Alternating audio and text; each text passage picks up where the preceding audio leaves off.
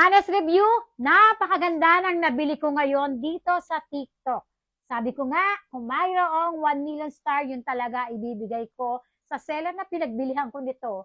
Ito rin, etong long sleeve na knitted, 100 plus ko nabili, ang leggings 100 plus ko nabili, plus ito nasa 200 plus lang. O di ba ang mura? Pwede naman bilhin nyo na ito lang, pwedeng leggings lang. Ako nilahat ko na.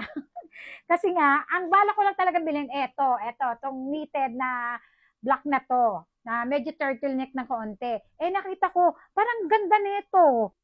Isuot natin para makita nyo. Ang ganda. Pwede to sa mga nagmomotor, ganun. Sa mga nagyo-yoga, gym, jogging, swimming, pwede rin to. Tiyara, ang ganda, ang ganda, ang ganda. Ay, hindi pa pala nalalagay to. Lagay natin to. Di ba? Ang ganda. Ang ganda. Sabi ko nga, parang gusto ko na lang siya ipagtulog. Ganda kasi.